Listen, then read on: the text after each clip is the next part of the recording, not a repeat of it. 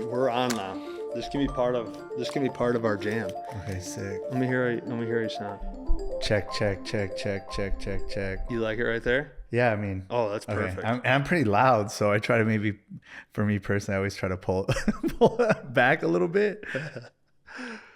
I'm so weird. Can I express how excited I am for you to burn that? Dude. I just want to give a shout out to Tucker Newhouse. Yes. For making this connection happen. So I just want to send 100%. this this smudge out to Tucker. I love you so much, Tuck. Likewise.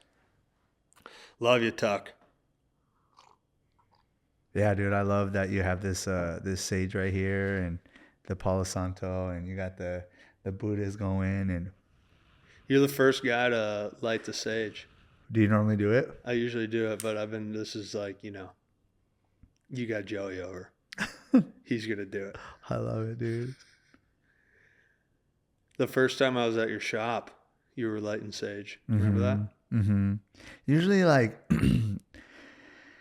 if I'm going to have like it wasn't like we were going to have an intense conversation, but I knew that maybe some stuff that, I don't know if, we both lost a mutual friend, let's put it that way, right. And I knew that was going to come up. And so I just wanted to like light it for that, and just like put us meeting in a good way. And you know what I mean? Just like put that prayer down on us both, and just like, let's have this great talk between me and Harvey, and like shout out to Tuck for making it happen. And so like, yeah, man, I just love you so much, Tucker. So thank you for that. And then we might have to hit that Palo Santo throughout it. So I love the setup you got right here, dude. It's great. It's great. Yeah, it's all kind of come to, even like when I have like my sound bowls and all the instruments that I use, I've always picked them up in like different cities and different states. Wherever I'm at, they sort of, if it makes sense, I'll pick something up. But yeah, we bought this painting. And we were walking out and we had nothing else that was going to go on this. So it was essentially just going to be the painting. And then I found this right as we were walking out of the store. I told Chelsea, I was like, and she doesn't trust any of my taste. So she was kind of at first, she's like, just leave where you're at. And I was like, no, this is going to work. and it has worked. This Buddha I can't remember where I got this. I've had this for a really long time, maybe like 10 years or so. And, my buddy Nick Bukestad got me this crystal. Yeah, that's fire. Yeah, he got this the day before I got married. And then my mom sends me sage all the time. Dude, shout out to your mom. Yeah. What's her name? Karen Martin. Dude, that's freaking awesome. Yeah. Dude, when your mom, like, what's so interesting is like, as I've gone down my own path and my journey and all that, especially like as a Native American, my mom didn't know anything about Native American. I was adopted off the reservation, raised by white people. So she has no idea. But as I've like stepped into the coming of my age, or just like my spiritual identity, she just supports me like 110%, man. That's awesome. So she'll send me sage, and she's actually the one that got me my first like bag of Palo Santo, and then when I did my Palo Santo dieta, I was like, dang, dude, that's crazy. My mom got me this Palo Santo like 2 years ago. Yeah. Like there's something in my mom that she just vibrates through. And I'm like, Mom, you're so in tune, but you don't think you're in tune, but you are. And so I have like a sage at the studio for my mom, at my apartment for my mom.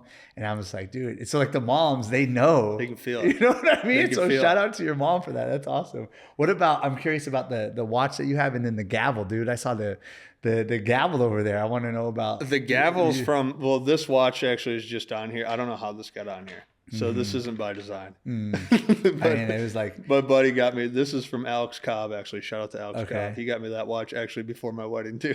So these are actually two. Maybe they should be on here because these are two wedding gifts. Yeah, I thought they were like, you know what I mean. Obviously, I saw the crystal and then the candle. It makes me think of like the philosopher. We just need a skull. You need to get a skull on here. Sometimes it freaks people out, but that's the memento mori.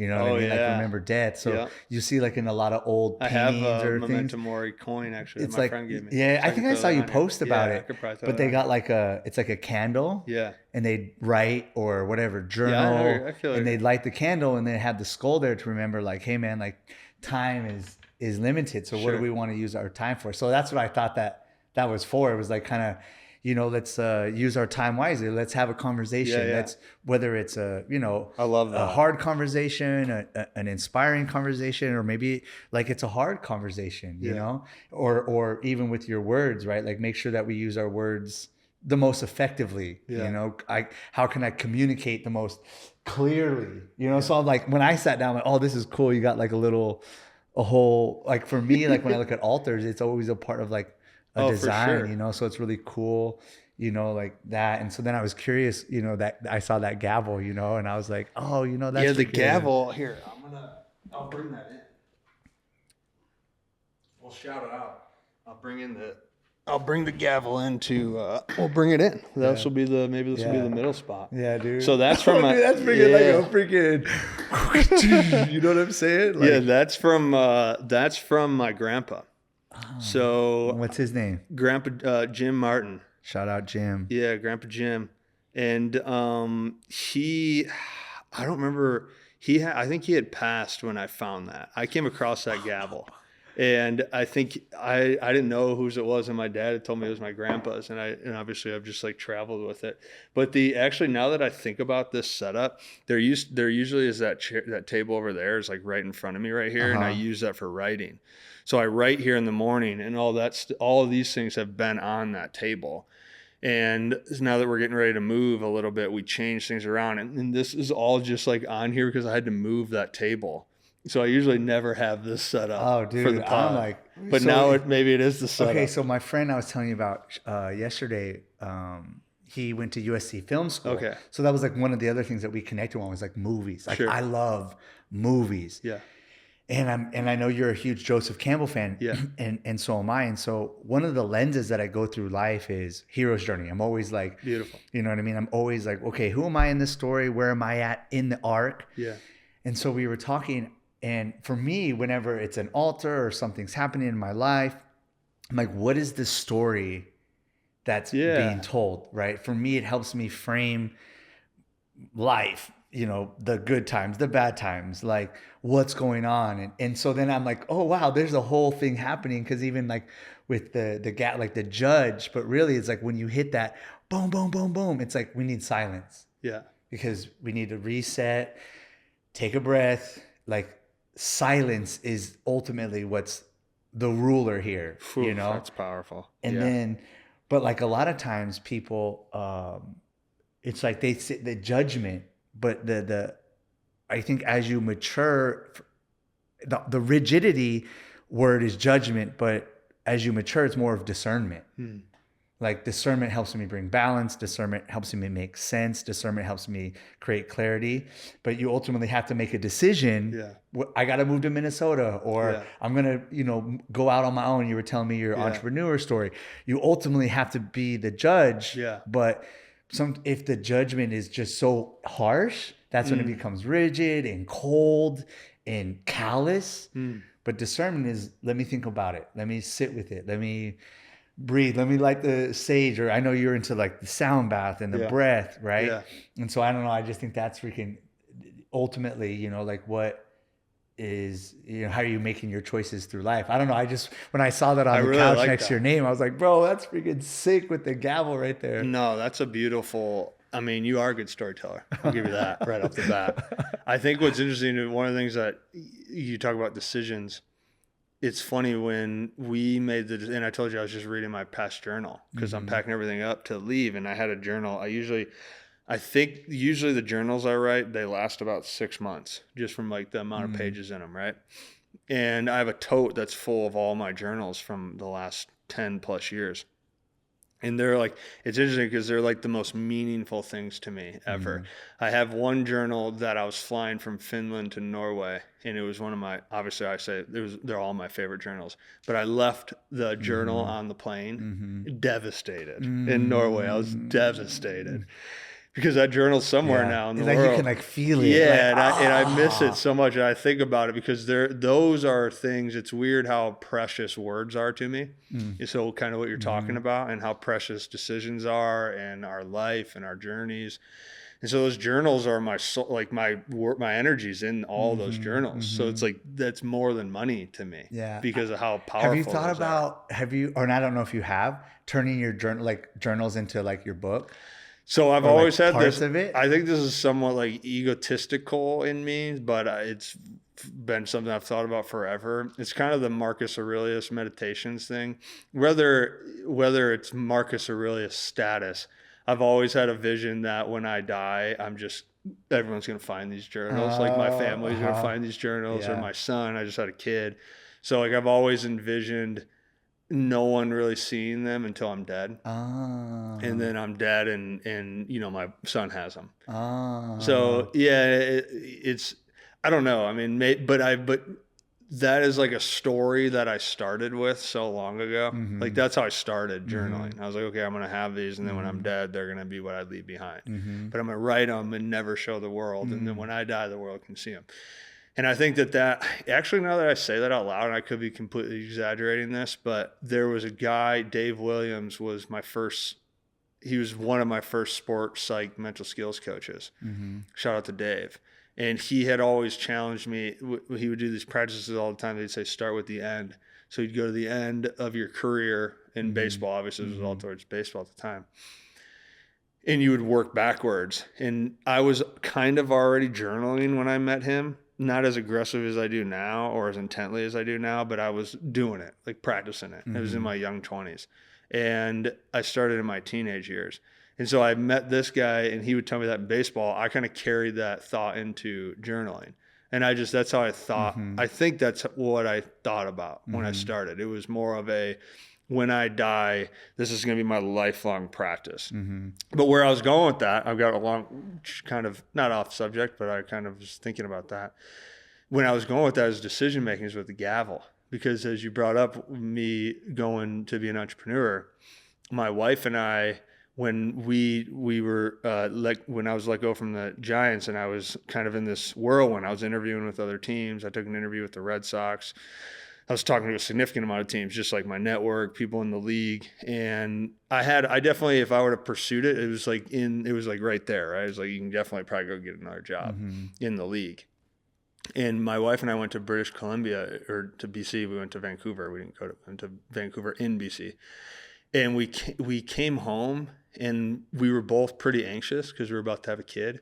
And we didn't have we were renting, like where we're going to live. And I was kind of telling you about the health insurance. There's all these things you think about when you're an adult that I never thought about. Right.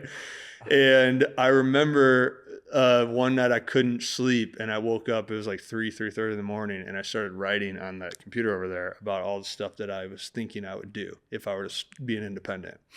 And I started writing it all down, and she must have felt that I wasn't in bed because she got up around like 4:30 or 5, but I had already been in it. Like I was dialed in for like 2 hours now, so I'm like got coffee brewing, I'm rocking and rolling. I got like 2 hours of sleep on me. I'm visualizing. I got to take care of this future kid I'm about to have. And she looked at me, and she could tell how stressed out I was. And I said to her, I was like, Chelsea, no decision is better, or we're going to make, I was like, I'm going to go independent. So I said this to her. I was like, I'm going to go independent, and that's final. And I didn't really ask her what she thought, but we kind of have a relationship like that. Yeah. So I knew she was going to ride with me, whatever decision I had made, whether I went back to baseball or I went independent. And so that was nerve wracking. So your points about decision making or judgments, because it's like, I know she's giving me the freedom to make this, but I got to make the decision, right? And I got to judge it and kind of decide what I want to do here. And I was really scared because, like I told you, what if it doesn't work out? And then all of a sudden you have a kid, and how are you going to survive? Like you have a wife and kid you got to take care of now, and it's not 25. You're not 25 years old, And so I was thinking about all these things, processing all these things, which I think is normal. And I looked at her this morning, and I said to her, I was like, I'd rather make the wrong decision than no decision. And so we're going to go all in on independent. I'm going to go start a company. And if it's the wrong decision, it's better than no decision. And I think that I had heard that from a friend of mine. I don't remember when, sometime in the last couple of years. And that came out of me that morning when I was thinking about it. But I really do. I'm interested on your thoughts about that. Not of my, I mean, you can rally off of my story, but just in general, the decision-making process of life, because so much of things that we make a decision on work in our favor or they don't. One of my favorite philosophers, Alan Watts, he made the famous maybe, maybe it's good or bad.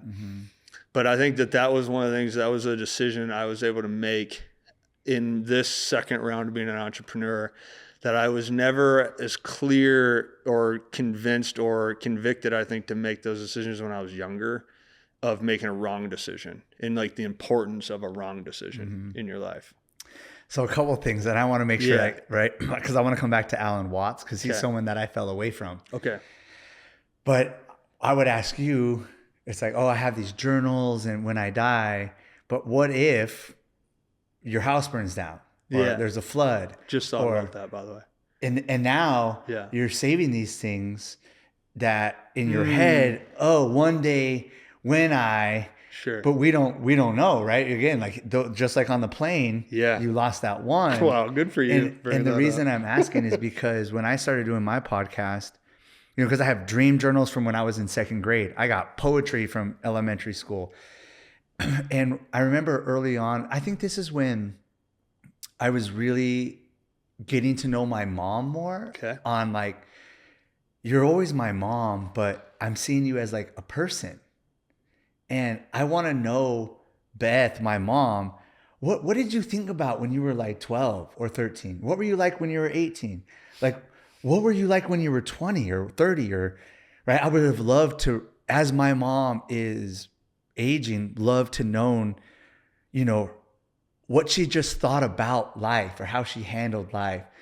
And as that was happening, I just remember when I would make the podcast, I was like, man, I'm making this really for me, to where if one day, because I want to have kids and a family, or they will know like, dang, my dad he was human and he struggled and he had all these things that he talked about, from the great times, the heartbreaks, the grieving process, the sadness, the family drama, his addiction, how he got out of addiction.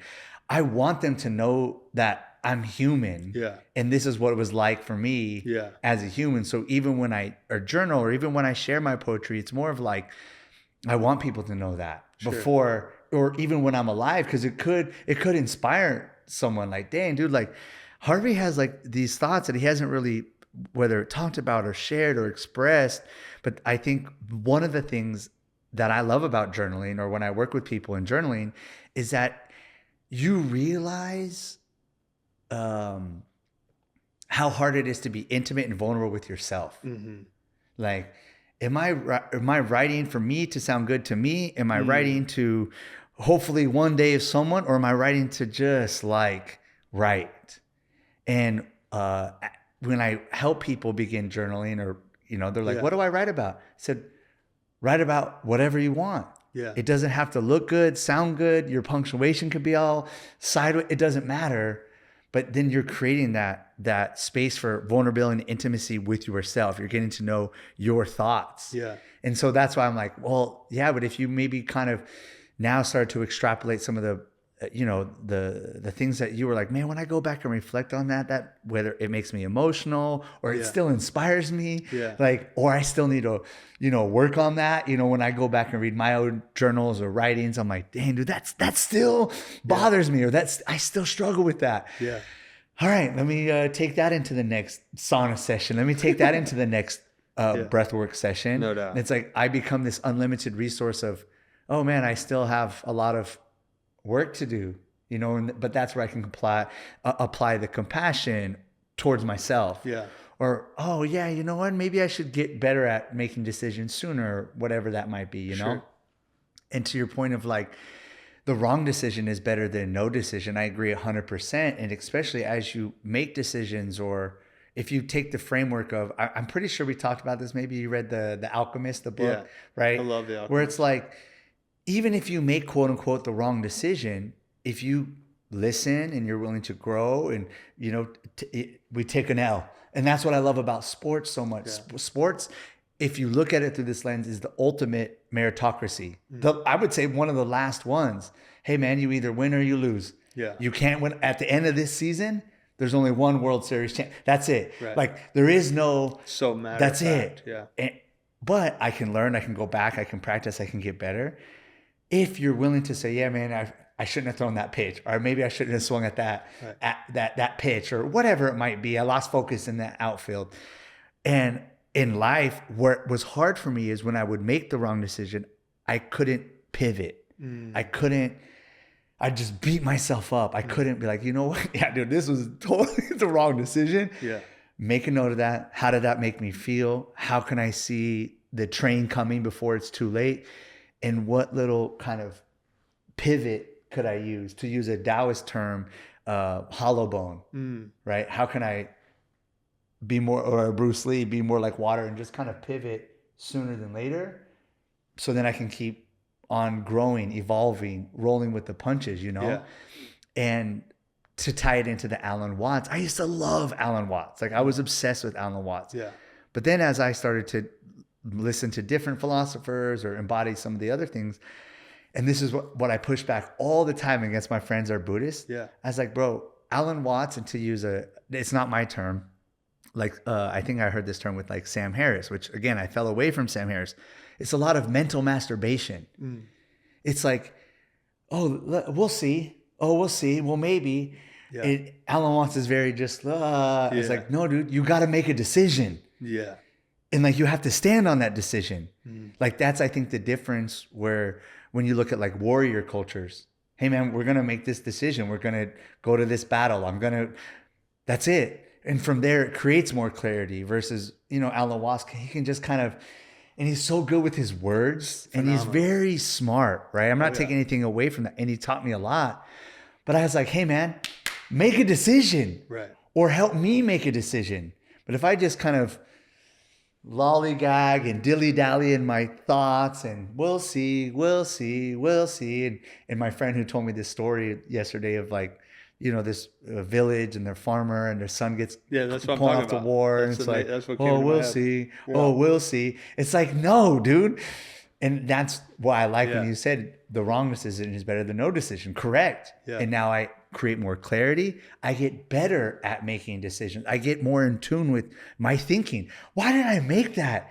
Where does that stem from? Is it stemmed in ego? Is it stemmed in trauma? Is it stemmed in bad patterns? Or man, maybe I need to work on my thinking. Maybe I need to slow down a little bit. And then if I make the decision, I'm okay with it. But I'm not okay with we'll see for the rest of my life. Sure. And I think that's where that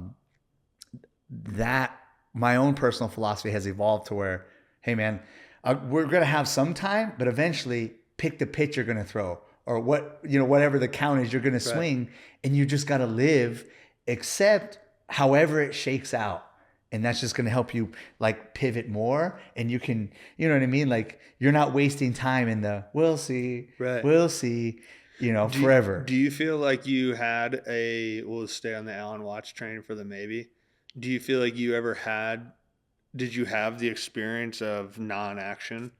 And because you said this is where my philosophy has come to now, or where I'm at now, did you have the will see at some point? What I realized with that in my own, again, my addiction, my traumas, my family dysfunction, my upbringing, I was never allowed to make decisions. Things were like forced onto me. Okay. Abuse, violence, getting beat by my stepdad. Like I was never allowed to make a choice. So then when I started to realize, man, it's like I'm like on the edge of a cliff and there's a wall pushing me. I don't even know how I got on this cliff. Yeah. I was just thrown on this cliff and now the wall's pushing me. But what I realized is a lot of my decision making was stemmed in fear or anxiety or worry. So I didn't have time to, maybe I could just like step off this cliff, or maybe I could learn how to rappel, or you know what I mean? Maybe I could throw up a flare and somebody could come. But can you because that was all young, right? No. Yeah. How can you do that? You couldn't. But then as I started to mature and think, when I found people like Alan Watts or Friedrich Nietzsche, Carl Jung, and these guys that I'm reading about and like thinking about, I was like, there is a need for space to think, to contemplate. And so then I was like, okay, let me think about this. Let me start to think about these things. But then what I noticed, I'd just be dancing in my head. Sure. Where it's like, and it became, I'll just brush it under the rug. I don't want to have this conversation because, well, so we'll just wait. Let's just write it out. It'll eventually smooth over. And that's what happens a lot. It's just, we'll just brush things under the rug. We'll turn the other cheek. We'll turn a blind eye. I know that this person, we'll just say, for example, in the sports world, this person is doing these things that's affecting their performance. So but he's the top dog or he's one of the best. So we'll just, don't stop. That's we'll see versus, hey man, you should probably stop doing that because da da da da da da da da da da. Right. And as a leader, right? Leaders got to make choices. You have to make decisions. Yeah. And that's what's hard about being a leader, And this is like Alan Watts died as an alcoholic. Right. You know what I mean? He had all kinds of kids that he was a poor father to. Again, what I'm saying is you could have probably made some choices that needed to be made versus, well, we'll see. Oh, we'll see. And I think there's a time and a place for that, right? That you don't have to rush things. You don't have to make choices out of impulse or addiction. Mm-hmm. Or anger, or I'm hurt, or I'm holding a grudge.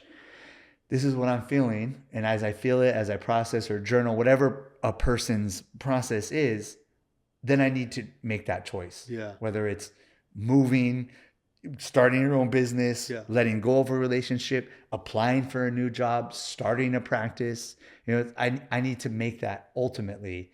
And so I think for me, that's what I was like, I don't like people that can't help people make choices or help me make choices or help me understand my thinking better. It's more of, let's just keep you running in philosophical circles and it does feel good. It does sound nice, but ultimately I think for me, I'm more of like, my personality is, I do want to make choices because I want to create stability or I want to create foundation. I don't want to live in the chaos. Right. I want to take the chaos and I want to alchemize it into something, right? Mm-hmm. Even for me, starting this off, I want to know what this is. Yeah. Versus, well, I guess he kind of has a thing to it. And you want to know. It's like, oh, what is this? Like, you know what I mean? Yeah. And that's kind of like what my brain, I've realized is I like to know, right?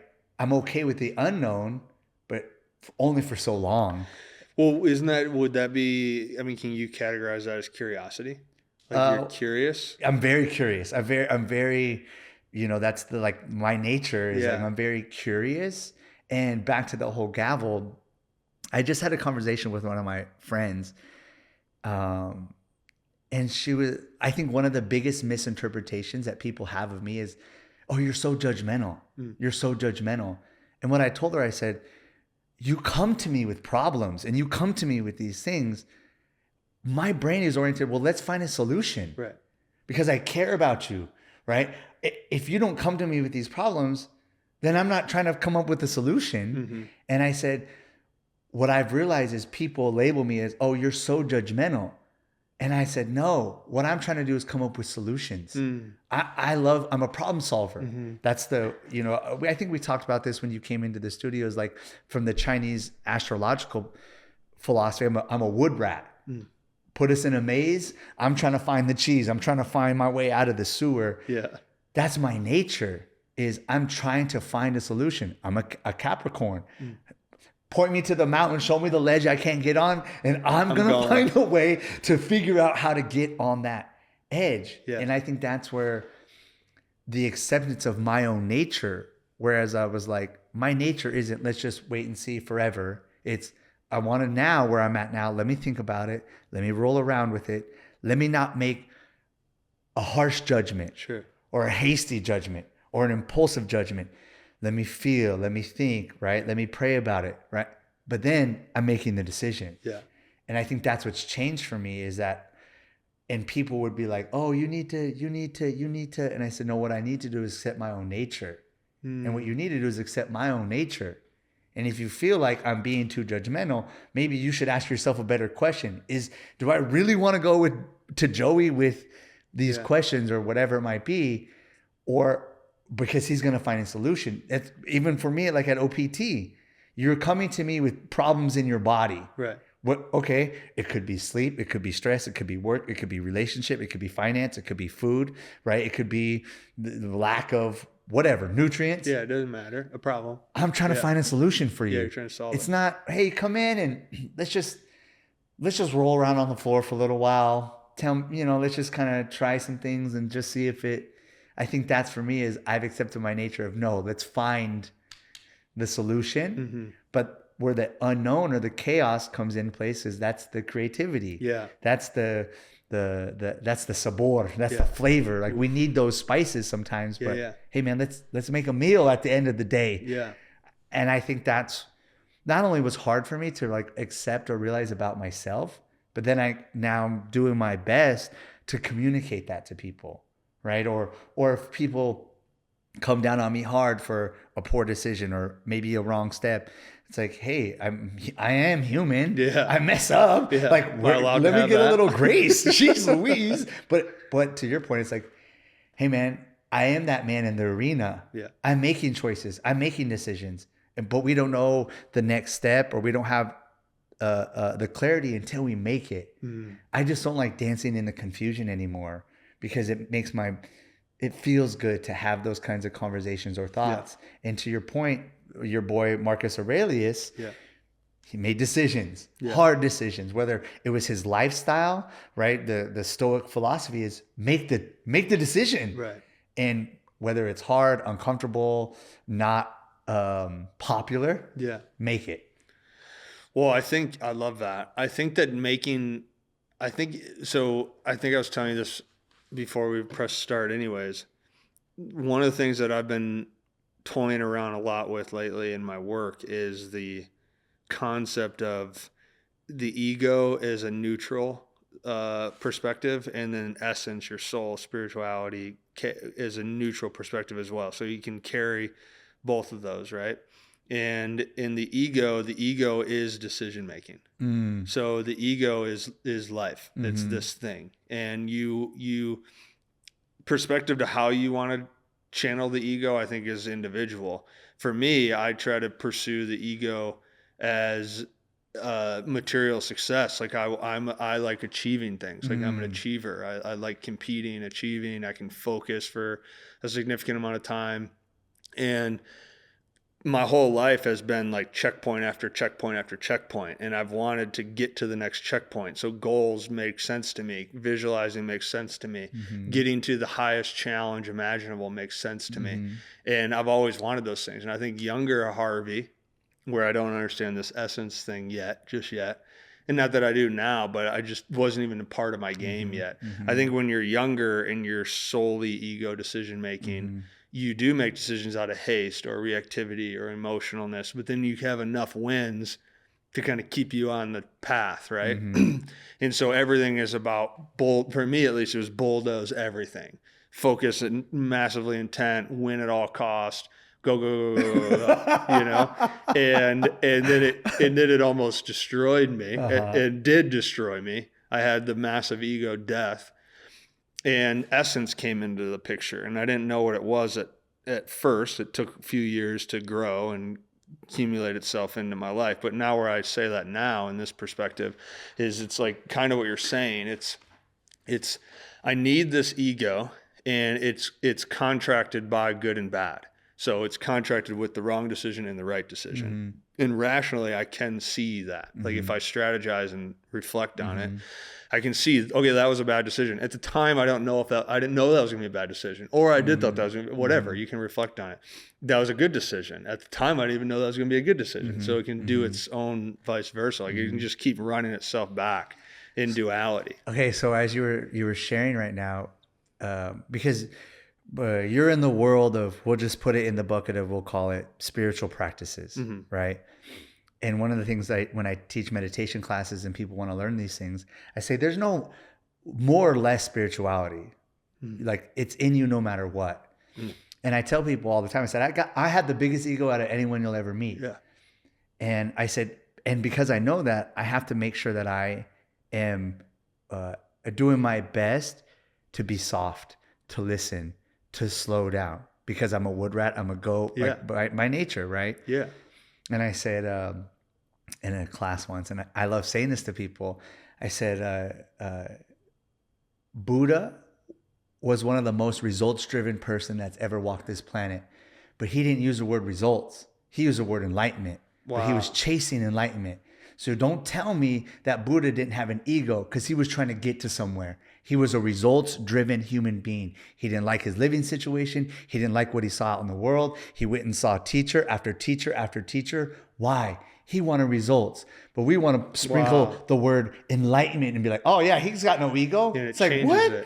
He was so dedicated. He's like, I'm going to sit here under this tree for 40 days, 40 nights. I'm not going to eat nothing. Yeah. You could say that about Jesus. You could say that about Moses. You could say that about any spiritual teacher. They're the most driven. I love They're trying to get somewhere. But then what happens when we do it, or I do it, or let's say you do it? Oh, look at your ego. It's like, bro, I just call it results. My man right here calls it enlightenment. Yeah. It's the same thing. Yeah, that's beautiful. I love that you just brought that together. I've never really thought about that either. So that's really powerful. And I think that that's if you flip it to the other side and give me your thoughts on this as well, to the other side is essence, meaning that's the deeper, I guess, you get towards enlightenment or results because of the ego. I think if you're also holding this spiritual side of yourself, this essence side of yourself, then you're getting more connected to the attachment detachment. Like it's not like you ever complete the task, but it's more like I can make the wrong decision and be aware that this might be the wrong decision, but it's all pursuing more of who I am. Mm-hmm, and I think that's where the essence comes into play. Becoming more of who you are. And I think that same thing, the ego was, well, then why did you want to share? Right. You could have just kept all your lessons to yourself. Right. But something in you wanted to share it because you thought you had something of value. Mm-hmm. You thought, I think when I think of essence, I think of stillness and silence. Okay. That's how I feel. That's right. Similar. Like, it's like, okay, like what's happening? Let me feel my own self first. To me, it's like intuition. Yeah, correct. Intuition. Like you can't really get the essence of something unless you create the space, again, stillness, silence. What is happening? Like, what is that? How do I actually want to express it? How do I want to get across like the essence? And when I say that, it makes me think of the sage or the Palo Santo, like the prayer, you light it, the smoke is that essence. And I know we've talked about tobacco when you came in, like it's the essence. The essence is carrying what it needs to, whatever. I instantly thought of the smoke from the tabernacles in the Bible. Like God it comes down in smoke. But it popped in as you started doing that. I started thinking about all this stuff. So I think and what I love hearing about you is you're like, oh yeah, or same thing, competitive. Yeah. It's like he was, if you understand these stories, these guys were competitive. It's like, go this way versus that way. Follow me versus that person. Yeah. We're going to leave here and go here. Yeah. They're competitive. Yeah. But we put this weird, spiritual means there's just no decision making, no this, no that, and it's just all good. Like one things that I love about the Tao that people don't talk about, a lot of, like, it was used for war generals to help them. Okay, how are we going to make the best decision around war for our country, for protection, or to minimize the casualties? Right? Like that's the essence of the Tao. They were using it like that. And I'm like, when I found that, I'm like, I love it even more. Like same thing with, like, if we're talking about the ancient philosophers, Seneca is probably my favorite. It's like he made hard decisions. He pissed people off. Yeah. But he was playing a high stakes game. Correct. I mean, he was for his life. Senate. Yeah. The results driven. You journaling. Like, if I wasn't results driven, then why am I journaling? Right. Why am I singing? Why am I learning to play the soundboard? Why am I coming to your house to teach you a breath session? Yeah. It is results driven. But I think for me, with these teachers, or the things that I think about, what I've learned about myself is that I don't like it to be so rigid anymore. To where, we're trying to get somewhere, we're trying to improve ourselves, whether it's eating good, getting our body moving better, our thinking. but it doesn't have to be rushed. Yeah. It doesn't have to be right now. That's what's changed for me, is that it's going to come. It's going to take time. I'm okay with that, but I'm not okay with just nothing ever happening. Yeah. If I'm trying to get somewhere. If you run a business, I got to have clients. They got to pay me. It's not bad. Yeah. And I'm like, well, yeah, what if I were to just tell you, I'm just going to practice enlightenment. That's all it is. It's like, no, man, these guys were competitive. They wanted to be the best, period. And I think that has helped me really resolve my own, because I'm a driven individual. I'm okay with that now. But what I'm not okay with for me personally is what I realized I have been very judgmental, right? I have been that. Order in the court, Alice in Wonderland, Queen Red, off with their head, right? And I've been that. Yeah. And it can cause a lot of unnecessary pain, suffering, destruction, chaos. So now I'm like, okay, how can I pivot? How can I apply Tai Chi to this moment to where I don't necessarily need a conflict, right? But I still need to move forward, right? And sometimes it's just pivoting a little bit. But ultimately, I know what I want to accomplish in terms of, I want to share and I want to grow and I want to make people laugh or make people think. I think what you and I, which is so crazy how we've only met twice, but it's like this. We both love making people think. 100%. I don't know. We just like making people think. It's a result. But we could say, oh, contemplation. Right. Take it. It's like, no, hey man, we want you to think better. Because if you were to think better, maybe this world would be a better place, or more compassionate, or more understanding, or more patient. But you got to learn how to think first. You got to learn your emotions first. You got to learn the essence of yourself first. Where does that originate from? Why is your essence like this and my essence like this? And what you went through, what we went through. So now our essence can be like together. Well, what is I mean, I kind of have an idea of this, but to what you're saying about essence and essence, like we both have our own essence, right? And if we go out into a restaurant, everyone's got their own essence. What's your relationship? I know you mentioned like the Tao, but what's your relationship with connectivity? What's your relationship with the creator? So I'll segue into that, but I would say, for example, but if we were in a room full of restaurants and you and I were like this, our essence is going to affect. People are gonna be like, damn, what are these dudes talking about? Like, damn, they're like 3 hours at this restaurant. Like, you guys are really engaged. That's a different, that's aura. The essence, right? It's like when you light the sage. Oh, is it? It is wild. It's like something changes. It turns it on. It's beautiful about sage. You know what I mean? Or anything. Or something conversation. Changes. That's the best way to put it. I don't really imagine you, I've never seen you angry or whatever, but I feel like when you meet someone, and I'm speaking even for myself, is like when you leave, you talk to someone, they're like, damn, dude, Harvey's dope. Like, dude, he's a sick ass dude, man. He listens, he's engaging, he asks good questions. Like, damn, dude, he's a cool ass dude. That's essence, like, right? Of like versus, oh, dude, Harvey's always like a Debbie Downer. You know what I'm saying? He's always kind of frumpy. Like, I don't really like being around him. You know what I'm saying? I think that's when I think of it, that's what I mean. It's like there's an essence from, yourself through stillness and silence and obviously all the practices you're into. So then it can kind of. Do you feel like you feel that on people quicker as you've aged? For me, we talked about this before the podcast started. Immediately through conversation. I love just talking to people, right? And I think even before we were chopping it up here, we better hop on the podcast. We can just talk. Like when you came into the studio the first time, you were there for like 3.5 hours, bro. I texted Tucker. I was like, bro, I just met Harvey. Dude, we were just talking for like 3.5 hours. I was crying. We were in it. We were hugging. But I think, so like the relationship to the creator, I think that's a lot of people, like for me as a native, there's not a word for God. That's why I asked. That's why I used. Like the Buddhist, my friend yesterday, shout out to Matt, who's like a Buddhist. We talked a lot about this, where it's like, where does that word even come from? To get to essence, you have to be willing to go to roots, and a lot of time the roots are ugly.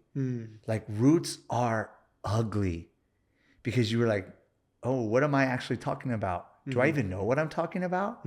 Have I been proselytizing something that is actually rooted in murder and rape and suppression and stealing and robbing? Like, have I been wrong about everything I believe in? That can't Right? be. You know, when you talk Yeah, about this yeah, guy right here, he doesn't talk about God. yeah, You know what I mean? Like, yeah. so you have to, I'm saying all that because for me, as I've grown into my own roots of Native American, my own Native American practices, and I'm only speaking for me, I'm not speaking 100%. for all natives. Sure.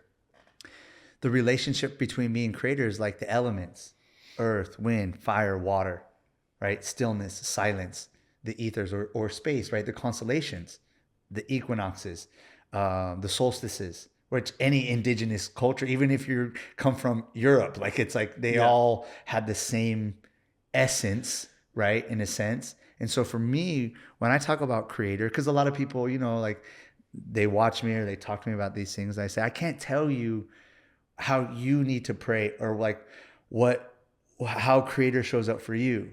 Like for me, creator is the guiding factor of my life, but I look to the elements to commune like that. So it's like we started here. It's like with sage, which is the plant, said a little prayer. Shout out to our boy Tuck that made Yeah. this happen, right? That's the offering, right? And we look at different cultures. For indigenous, we have those practices, or you know, when we talk about our ancestors a lot. You know, when we feed the ancestors or when we feed the fire, there's a spirit to everything. Everything is alive. And through that, that's how you, for me personally, how I've built my relationship with creator. Like, or when we go to sweat lodge, where we return to our mother, to that womb space, that intuition space. That's where we go to cry, to pray, to connect, to grieve, to hash out our differences, right? So for me, my relationship with creator has evolved into that. As long as I'm communing with the elements, some of our sacred practices, our sacred traditions, our songs, our dances, that helps me create a space inside of myself to listen to something beyond me, greater than me, right? And you don't even have to name that. Like, you don't have to name it, right? There are names for whatever Right. it is, right? But for me personally, that's what's helped me. It's like, me and my relationship with creator is unbreakable. Sure. And if you were to ask me what that is, I would just say, go to the elements, because I can't tell you what it is. Yeah. It's going to speak to you, though. I can promise you this: sit in stillness, sit in silence, like the greats. You know, go into the desert, start fasting, listen, begin to listen to yourself, and you'll realize like you are one with whatever you want to label that. But I can't label that. I just call it creator, because to me, it's like alchemy. Yeah. The creator makes it all, puts it all together, makes it all possible. And then it's my responsibility to listen accordingly. And then when I see inspiration or whatever, speak to that. And in that speaking, we don't know what's going to happen. You know, it could be all nonsense, but I'm willing to take the chance and be like, bro, tell me about this crystal. Tell me about this watch. Tell me about this. And let's make meaning out of it. Yeah. So you're connecting to all of it. And that's the hero's journey. So I like to make a connection for me personally. So let's take Buddha, for example, in human form. Like, in that perspective, is Buddha like is Buddha considered an idol or just a human that's on the same path? Does that make sense? Like, are you looking at Friedrich Nietzsche like this is just a person? So what I say is like, and that's a great question. I always tell people, and I'm around, you know, my stories with the jungle and the dietas and the sacred plant medicines or sacraments, you know, some people call them psychedelics.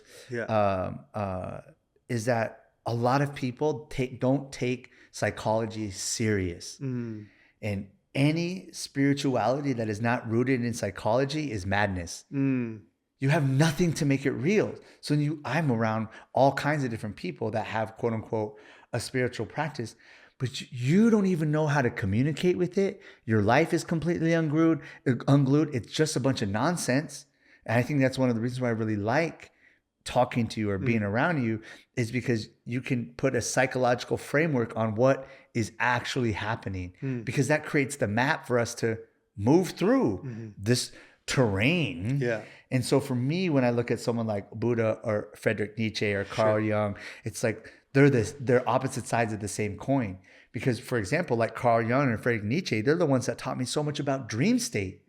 But then you go into the jungles and the shamans and the medicine women there, right? They take dreams serious, but they talk about it a little bit different. But they're like, oh, this is what I need to do. This is this decision I need to make, or this is where we need to go over here and move our village. The psychological framework is mapping, but now we have language to do it. So when I say someone like the Buddha, it wasn't, he has practices, he has disciplines, he has something, I think the most common word for him is love, right? Or illumination, Yeah. right? It's like, oh, but that's to me creator. If you want to use God, if you want to use universe, if you want to use love, if you want to use like, I don't know, like some of the other esoterical new age words, but that's your own stick up because the stigma of the word God or your stigma of this, right? I don't have a problem using the word God, but for me as a native, it's not there. For me personally, right. It's like there's not that. Right. It's the greatness, right? Yeah. Like there's something the creator's out there, like the umbrella of the moon and correct, the sun and everything. Correct. So I think of it as, do you think that we can get in human form with psychology and consciousness? Do you think that we can get to love, like to be like to actuality of love while we're alive? Well, I think that I don't. What do you mean by love? What is, because I don't know. Love to you is different than love to me. I don't know if love. I think love is just another.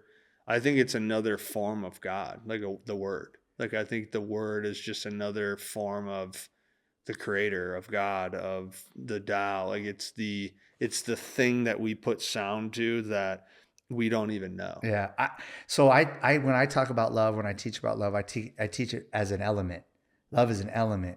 Okay. And you can use it however you want to, mm-hmm. right? In Shipibo lineage, when you study the plants, the dietas, right? There's a shatana. Okay. So every plant has shatana, meaning the dark side. But a lot of people think, oh, it's just all love and light. Yeah. But it's not, right? Because that makes the Tao untrue. That's kind of the roots. Correct. It's about. No, there's going to be a shatana in every person. That's the Carl Jung shadow self. It's always going to be there. So when I say love, it's like you were maybe driven to be the top, be the best, because I love baseball, I love this, whatever, blah, blah, blah, blah, blah. You might have run people over along the way. Who knows what, right? Yeah. But I could just say that's all rooted in love. What are you talking about, right? If we want to talk about, I see. When people have a good message, right? I.e., I'll stay away from, because I don't know the nature of your podcast, but like we're going to spread this message because this is what God wants and this is what love is. But it's like, but look how many people you murdered and left in the wake. Right. Look at all these things that you did to me and my people. Right. So how can you call that love? Right. Because that's not love to me. Right. And so for me, it's like love can be an element, however you want to use it. I look at it as, back to the Tao, is it creating harmony? But that's another philosophical rabbit hole, because what's harmony to you versus harmony to me? So it's hard to be like, because not obviously, but for me, I don't believe in world peace. World peace has never happened. It's, in my opinion, it's never going to happen, because everyone has a different interpretation of what peace is, how we get there, what we do with it, who deserves it, who doesn't deserve it. So it's like, well, is love possible? I believe there's a lot of people that, they're teachers of love, and how to like implement that. And some of the pushback when you talk about Buddha, it's like, but he was a prince and had everything handed to him. So he had all the opportunity to go and dilly dally and, hey, chauffeur, take me and show me a dead person, show me an old person. It's like, I'll just go back and have all. Not everyone has that. Right. You know what I'm saying? It's like, and I think that's hard, when we talk about love and like what that is and where we learn it, whether it's trauma. It's like, oh, I thought this person loved me, and then he ultimately ended up being the one who abused me. Yeah. Like, oh, that's got to be just, I can't even remember. You know what I mean? So that's what's hard about when we talk about things like love or compassion and what's interesting for me when I talk about this stuff too. Shout out my friend Chris, he's a hardcore Buddhist, like, you know what I mean? And it would be like, man, is like, what happens is we now say, well, this person deserves love and this different. So it's like if Hitler walked into this room right here, would you still offer him a cup of tea? Right. Because that's a real hard question. Yeah. You know what I mean? It's like, that's what I've been thinking about while you've been talking about this. Because in so many ways, they were right. Or correct. They were doing for the love of their Their people, love, right? Or if Genghis Khan walked in, or Joseph Stalin, would you be like, nah, dude, not here? It's like, yeah, but well, does everyone deserve love? Does everyone deserve peace? Does everyone, what are we, you know what I'm saying? If everyone's forgiven, according to some philosophies, like if you just believe in a certain guy, all is forgiven. Right. Like you just repent, you're good. Like, yeah.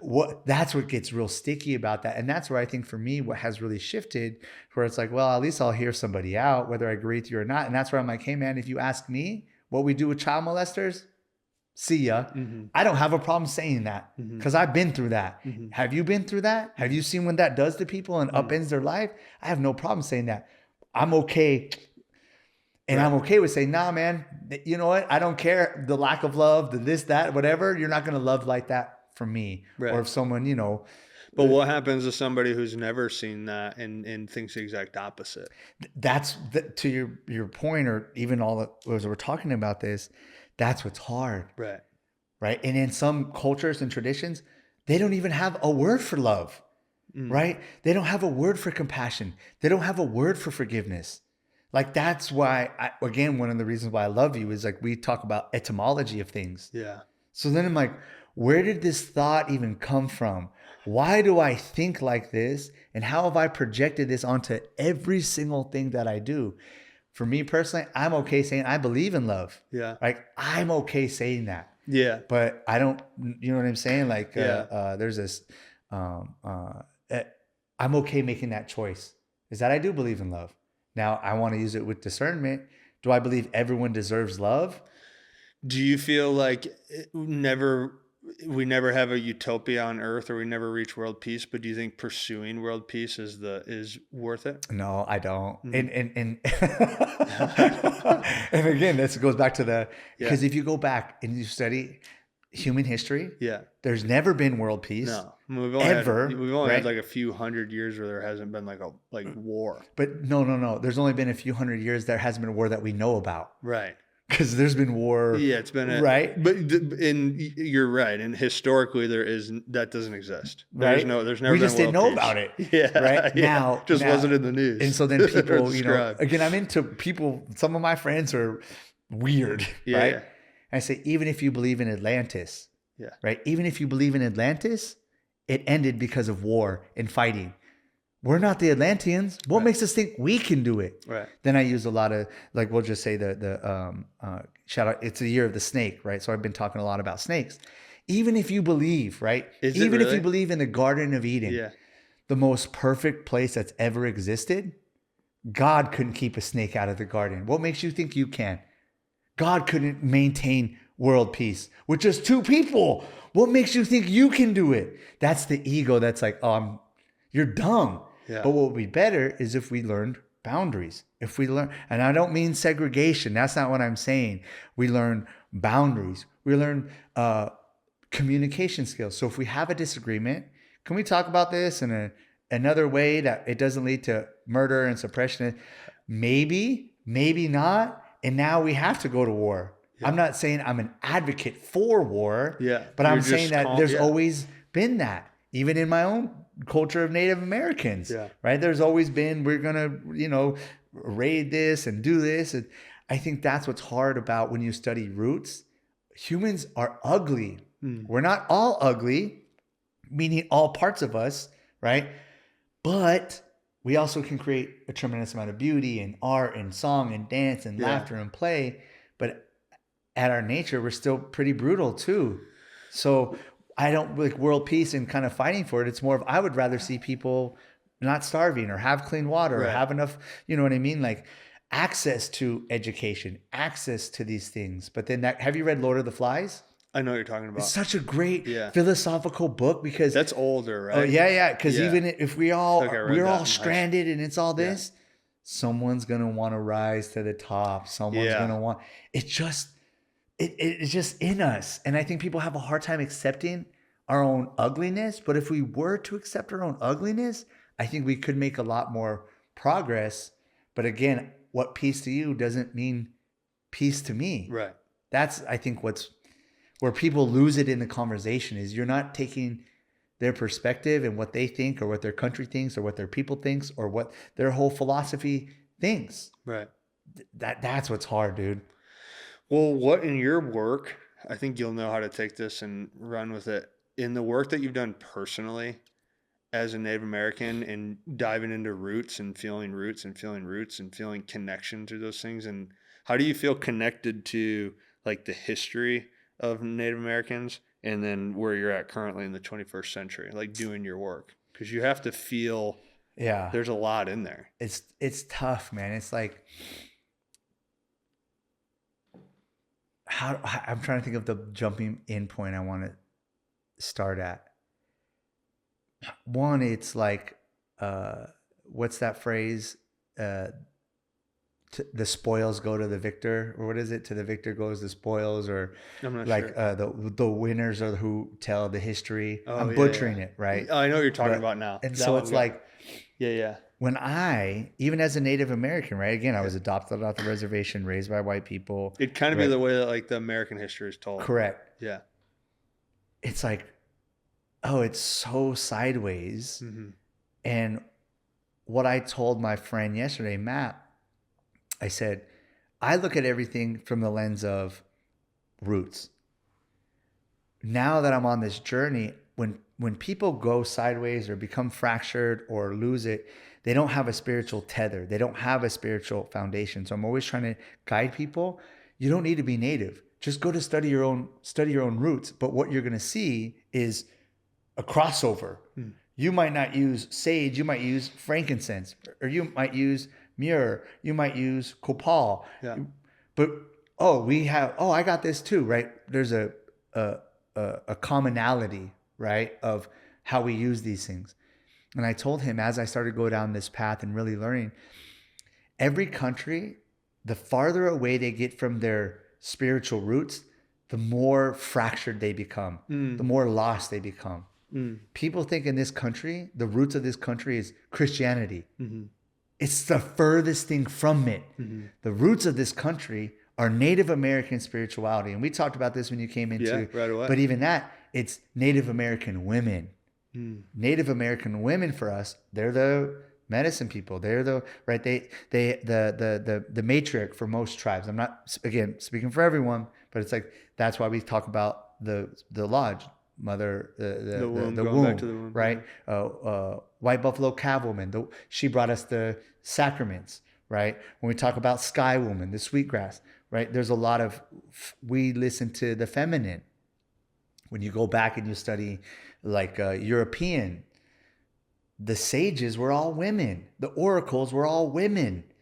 Because women, when they got, it's like, womb, you're creating life.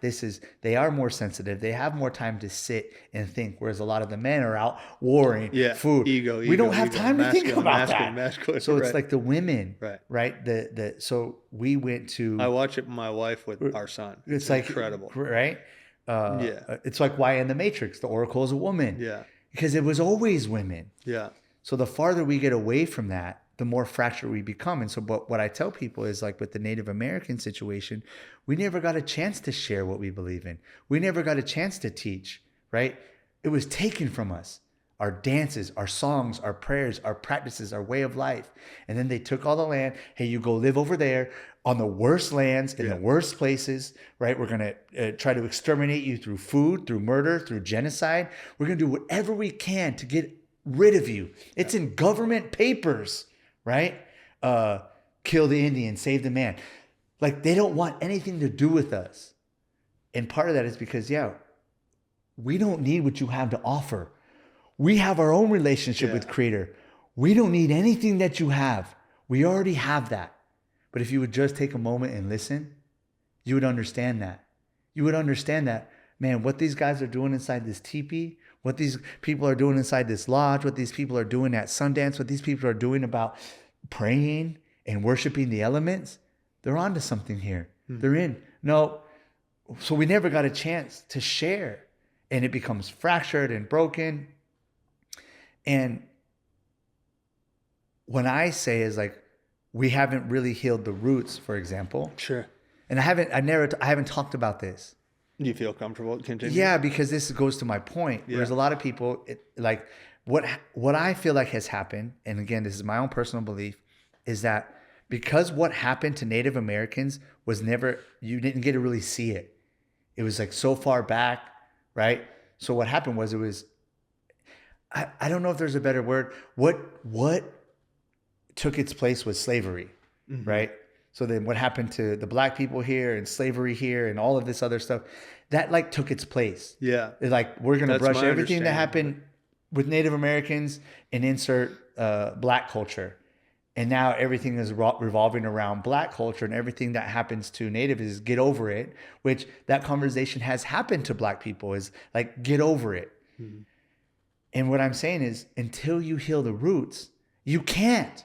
It's karmically, spiritually impossible to get over it, right? Yeah. The roots of this country is Native American spirituality, but it was never a chance to be talked about, grown, shared. Now it's starting to, which is fantastic. And this is where I do get angry, or I do Feel. get frustrated. So for example, Emily Pike, this Native American girl, was just murdered and dismembered. The highest rate for missing people in this country are Native American women. It's not talked about. Yeah. It's like we don't exist. And when we do exist, it's through trauma or through, it's like, and I talked about this on my podcast. I don't know if it's like 2 years ago, this white girl went missing in Florida or hiking or whatever. And it was all over the national news. This one white girl goes missing, and it's on every news station, flooding social media. Everything's happening. Yeah. Now, I'm not saying it to be disrespectful or downplay that incident. For me, it's like, but I want to bring Native American situations to the conversation. So for example, but they don't blast out about Emily Pike. They don't talk about that as like the indigenous murdered women, that highest rate. They don't talk about the suicide rate in this country is highest in the indigenous communities that live on the reservation. Why don't they, but what they do is they take those numbers and say, look at the depression rate in America. Look at the suicide rate in America. No, it's actually coming from Native Americans. But we don't want to talk about that. Why? Because we're still unpacking generational trauma. Yeah. Like when you go and visit some of these reservations, not all the reservations, but a lot of the reservations, they're 3, 4, 5 hours away from anything. They're eating food from the gas station. Yeah. They don't get access to counselors or doctors or therapists.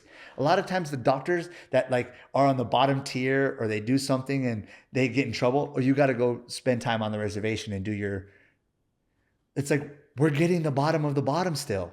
And then people they'll get over it or figure it out, or, pick yourself up by the bootstraps. And it's like, what are you even talking about, man? If we could just go there, you know what I mean? Like, bring these conversations to light. Yeah. And I think that's one of the reasons, again, we talked about this at the studio, is like, you have an ear that's willing to listen. And you understand, like, oh yeah, maybe like the roots are dysfunctional. And it is. Why? Because we're delusional in this country in terms of, we think that the roots are Christian. No, it's not. I'm not saying people can't be Christian and practice. I'm not saying that, right? But what I'm saying is, if we don't make space and honor and bring some of this into our way of life, which is our way of life is slowing down, listening, conversation, right? When I work with a lot of Native Americans and they struggle with diabetes, being overweight, alcoholics, addiction. I said, go back 100 years ago. You won't find a diabetic Native American. You won't find an overweight a Native American. Yeah. That's not who we are. Yeah. You won't find a Native American addicted to fentanyl or alcohol. Yeah, that's not who we are. That's like you're talking about how the grocery store becomes the gas station. Correct. Like, how are you supposed to overcome that? And so then it's like, or when we talk about food deserts, right? It's like, we have food deserts. How is that even possible for us? So one of the things that came into my head studying Native American history was when the tribes were being put on reservations, so much of my understanding of it is like the nomadic need to be able to live with the earth, like that destroys. Correct. And you're taking tribes that aren't even from, breaking them up from families, taking their kids from their homes. We're going to, you guys, this is the most fertile ground. Nah, you guys are going to go over here. And some of the places that are the most prosperous or fertile, they didn't, if they would have known that it was going to turn into that, they would have been like, nah, you can't be here. Like Yeah. I always talk about the Scottsdale, like the casino. Yeah. If 200, 300, 400, 500 years ago, these settlers would have known, oh, that's going to be Scottsdale's going to be the hot spot one day, they would have never given it to us. They would have been like my people out in San Carlos. Here, you can have the worst land and the worst weather and just get away. Like, yeah, I mean, that's what they would have done. Yeah, but I've been to some spots in the country and some reservations, and it's like you'll see even trying to garden, and it's like there's no way. How can you? Yeah, there's right? no way. And so for me, if we implemented some of these teachings of the native way of life, things would be a lot better, because you have to slow down. Mm-hmm. You have to listen to your body.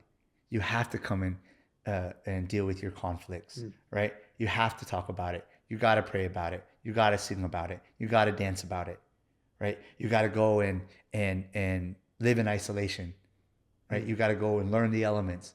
It all requires a slowing down. And then for us here in the West and a lot of the world now, it's go, go, go, go, go, do. Like that's the rigidity that I was like kind of talking about. Mm-hmm. It's not that results are bad, but if it's only always about that, there is no room for discovery. Right. There is no room for a proper decision to be made. There is no room for that. And that energy is driving everything now. But that goes to the energy of what happened to this country. Yeah. Give me, more. Take. Not you, me. I just watched, I love movies, so I just rewatched Gangs of New York. Oh, yeah. Right? By the way, I think Daniel Day-Lewis is like one of the most overrated actors. He's like a typecast. Yeah. Right? It's like, I'm just going to watch this, right? And it's so funny because in that movie, it's like the Irish versus the natives of America. Yeah. And Daniel Day-Lewis is like, this is art. I'm like, and so then I find myself sometimes watching movies getting angry. I was like, bro, you're so delusional. You really think that you were the first people here and now you're mad at these Irish people? Well, how odd is it that the concept of owning land? It's me and my friend Matt talked about that yesterday and was like, it is, and again, as natives, it's like we don't own this land. Right. Like, nothing is ours. And I think what's hard for me is I sit back and I watch, and it's like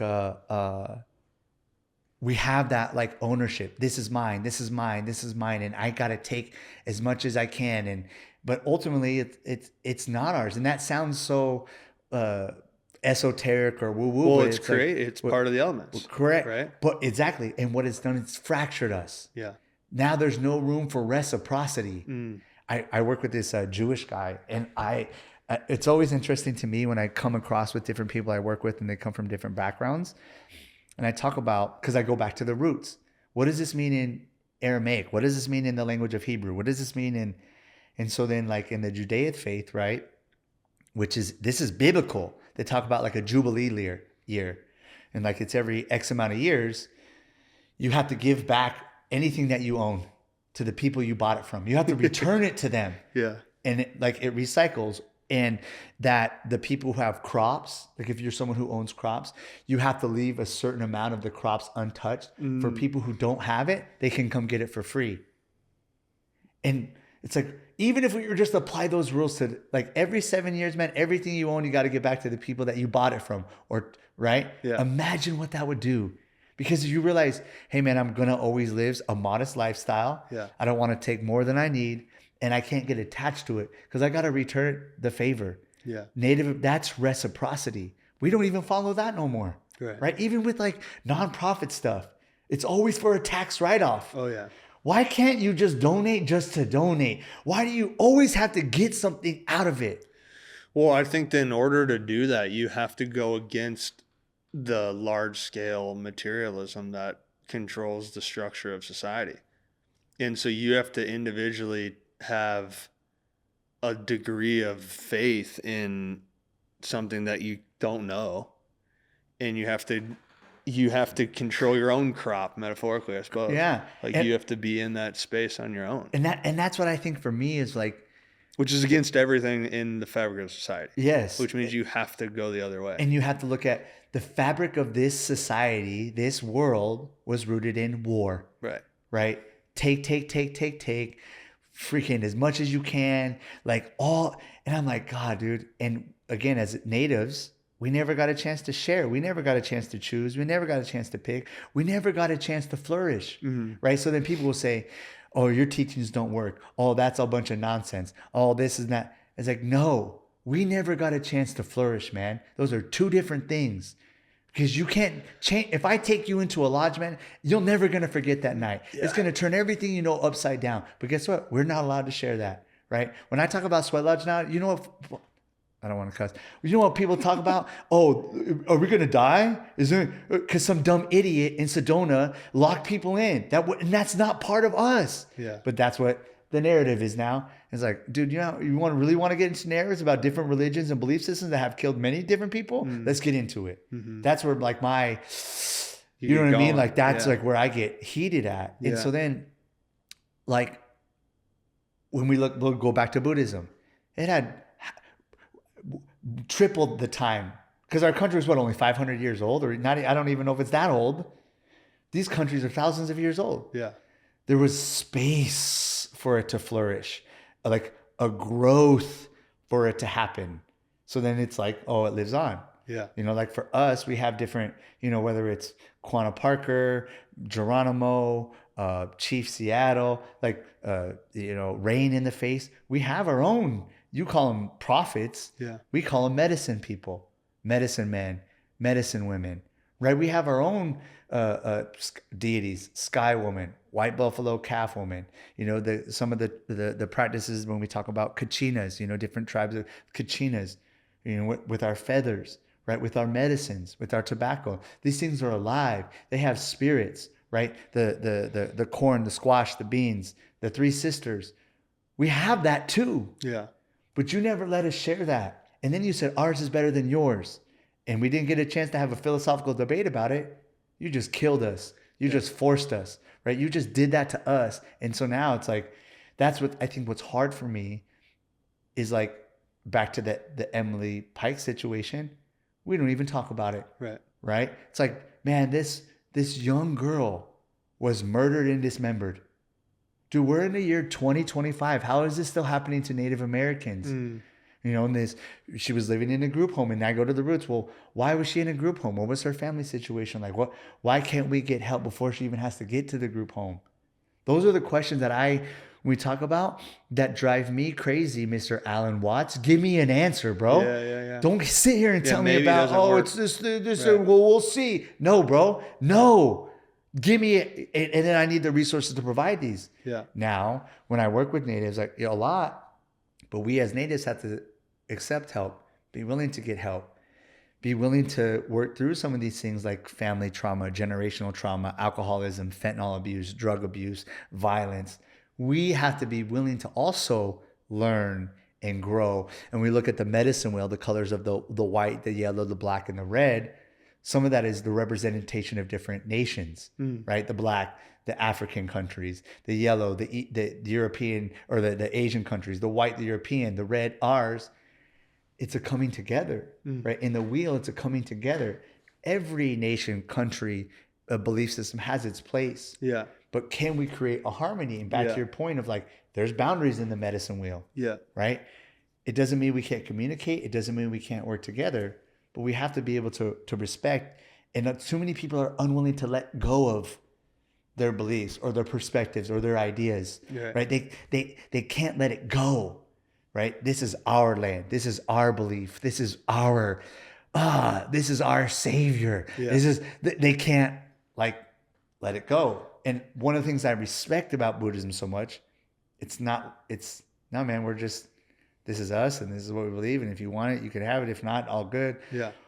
We're just going to kind of, be here and talk and sit and think, What's crazy to me, or what's something that's always been fascinating to me, is the amount of tribes in North, Central, and South America that like I feel like I've tried so hard and been so diligent to learn about so many tribes, and then you find out there's like, I'm not even close. There's just how many there are from all over the place. And what's weird to me in a really cool, profound way, and you can correct me if I'm wrong here, it's like the similarities of thought seem to be so tied together in from something like up in Canada all the way down to Central America.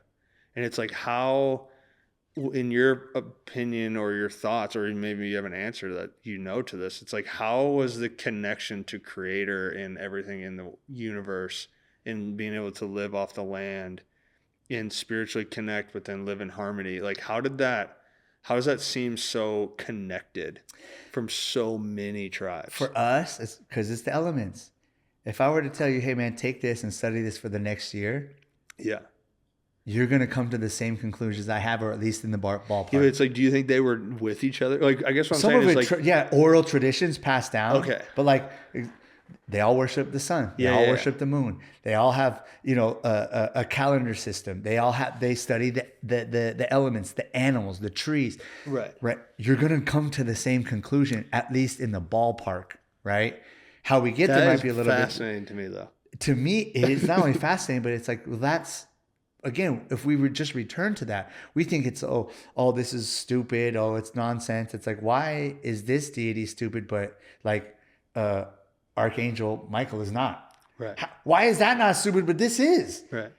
That's, you say this person came down and had but we have that here too. Yeah. Right. Well, like, how is that sorcery and this is not? Correct. When you look at any of the Sumerians, the Babylonians, the Egyptians, they all had these not only stories, but here's the other thing that was removed. Well, we all have these sacred plant medicines, right? We all have them. We all use them because these are gifts. Yeah. They're not to be misused, and they can be misused. Can you talk a little bit about that? But they're gifts, right? Yeah. So like, one of the things I love so much about Graham Hancock is like all the research he does and all these different findings in that book. This isn't Graham Hancock, but he wrote a foreword for The Immortality Key. Oh yeah. It's like, I've never read that, but I know what you're talking about. They're all doing psychedelics. This wine that Jesus drank, it has ergot and all kinds of different psychedelic. But no, that's not true. It's like, this was proven to be fact now. Yeah. So now you won't even believe the science of this guy, Brian Murakowski or whatever his name is, right? When these people went to the, I forget where they went to drink they went to the Oracle and they drank this, whatever it was psychedelics. Yeah. Right. Okay. Or when you go into South America and they got Wachuma, they got ayahuasca, they got yahe, they got yopo. They have all of these ceremonies, right? They're not abusing them. They're not addicted to them. They use these things to commune with something beyond, right? And the shaman or the medicine woman's job facility wasn't, I have all the answers. I'm here to facilitate this. And if you want to follow this path, you can follow this path too. I'm not special. I just dedicated my life to it. Yeah. It's not, you need me to get here. It's here. We can get there together. I'm just here because I've dedicated my life to it. So I'm going to make sure you don't fall off the guardrails. Yeah. But you can do this too if you want. Yeah. Right? If you want to, you can. Right? Studying the dreams, listening. So then you follow that path all the way up. For us is like peyote, right? Some tribes have used mushrooms. Like I said, it's like even up through Canada. You go back to the Soma, right? The Hindu faith, they were Soma. Or you go into places like Africa, Iboga, like on all these psychedelic medicines that are now, helping us with PTSD and clinical this. Dude, we've been using this. MDMA comes from sassafras, right? The natives are ones who put Europeans onto sassafras. Like all these, the Maria Sabina, the Mexican medicine woman, right? She's the one that taught all about mushrooms. We've had these answers, but then guess what? Other people come in, nope, you can't have that because we're the bosses. Yeah. We're in charge. We're say so. Only through me can you get to whatever you believe in. Without me, you're nothing. Where it's like for us as natives, like, what are you even talking about, Yeah, it dude? got commercialized. Everyone Same can. thing. Everyone can. But what happens is when that happens, everyone is equal, and I don't need you anymore. I don't need you anymore. Yeah, I mean, I've always thought about that with breath work. Like, So if then- if everyone knew about breathing or what they could do with breathing, there'd be no, like, people would be out of billions of dollars. Correct. If everyone knew about sauna or cold plunge, or if everyone went back to eating the way that we all used Everyone to eat. lived with the sun and slept. Yeah, correct. Oh, what happens to your business? Right? Yeah. It's like, yeah, dude, this whole thing would come unglued. But it actually, if you just let it come unglued and let it settle, we could find some type of way to relive, right? Everyone could live in a freaking earth ship or a yurt, or everyone could. What's your take on marijuana? Dude, I've been on the marijuana train forever. I don't smoke marijuana no more, not because I think it's bad or not good, because shamanically, that's not a part of my path. Okay. Right. And I've seen shamanically what marijuana does. So it's like, oh, that's not for me. So my last paper in high school, this was in 2003. Okay. My last paper that I wrote in high school was about the legalization of marijuana. Nice. Everyone thought I was crazy. Yeah. I'm like, and I used to smoke weed all day, every day, dude. Yeah. I started smoking weed when I was 12. Yeah. You know what I mean? Like, I was like, what are we doing? We need to, everyone thought I was crazy. And then my first 2 papers in college, I wrote about the legalization of weed. I think marijuana can do so much good for people, but it's sticky.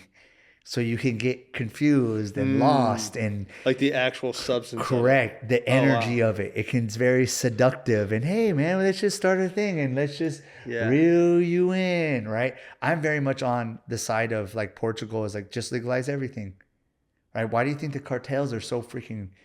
It's like, well, because they're selling things that are illegal, right? Yeah, it needs to stay illegal in order for right. No, man. Make everything legal and teach people about choice. Teach people about responsibility. Goes back to the gavel stick. Teach parents how to deal with trauma and family upbringing. But that takes too long. Right. That's too much effort. That's too much learning. That's too much admitting, man, I was wrong. Right. I was wrong about the way that I thought. I was wrong about people don't want to do that because they don't want an ego death. They don't want to say, man, I was wrong, man. I should have, back to the sports thing. I was wrong, man. I've been throwing a fastball my whole life. I should have been throwing a slider. Yeah. Damn. But that hurts. That hurts to admit your shortcomings, your failures as parents, as children, as lovers, as spouses, as bosses, as employees. It hurts to admit where you're wrong. But if you admit that you're wrong, we can pivot. Now let's get down to business. Teach me how to throw that slider. Teach me how to swing this bat better because I was wrong. Now, with the marijuana, right, there's many different ways you can use it now. But if we were to just legalize it everywhere, people think it's going to be a little chaos at first. Sure. But it stabilizes. Do you think marijuana can like in my and I mean, please talk about plant medicine in your perspective towards it. Because largely the benefit of it is the ego death. Do you get, is that like a success rate guaranteed deal? Like, okay, so we'll preface this with this for anyone that doesn't know me. I've been studying ayahuasca shamanism for almost 10 years, right? I've done, long-term dietas. I'm very familiar with ayahuasca, with wachuma, with peyote, with mushrooms, and now yahe. I went last year to live in isolation for 6 weeks studying yahe.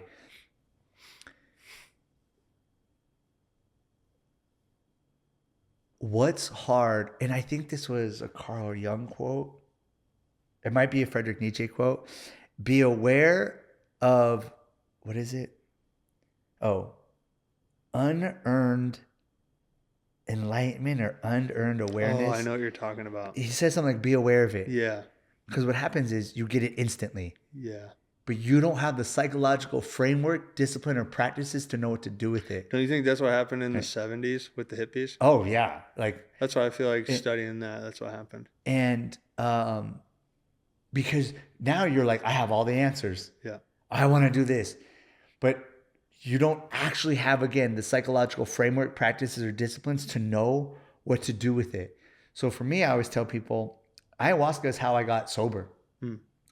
But prior to ayahuasca, 7 years, I was going to therapy, retreats, counseling, reading books, breath work, meditation, Tai Chi. I was really trying. Yeah. And then after my first ayahuasca ceremony, I never touched alcohol again. And I was like, how have I not known about this for my whole entire life? But you had a system. But now, to your point, I've sat with thousands of different people. I've done, I don't even know how many ceremonies. And a lot of times people have asked me, how did you kick this? And how did you do this? I said, I had a practice. I said, you don't have no practice. You don't have no foundation. And even when you go back, you don't have and I think this is, again, why I love athletes. If I told an athlete to do this every single day, blah, blah, blah, blah, blah, they're going to do it. Yeah. Right? That's how I am. Yeah. I grew up athlete, love playing sports. How I am too. Hey man, Joey, go and do this practice every day for the next whatever. And okay, I might think it's stupid, I might think it's dumb, but I'm going to do it to see if it works Sure. and to see if you're full of nonsense. Mm-hmm. So then I was a really good practitioner. I didn't have no psychedelic. I didn't even know about this sacred plant medicine or sacraments or psychedelics, whatever word you want to use. I didn't even know about it, right? And so then when I found it, I was like, oh, I know what to do with this. Mm-hmm. I know how to take action, stop doing these things, start doing these things, making these pivots. Did I make a lot of mistakes along the way? Absolutely. 100%, right. But I would say this decision is better than no decision. So watch me. My life got a lot better. You know, my relationship improved, my family life improved. It doesn't mean that all my relationships were good. It doesn't mean that even now there's certain areas that I don't struggle with in terms of maybe communication or, hey, I probably shouldn't have, invested in this, or right? Yeah, I shouldn't have there. probably signed this lease.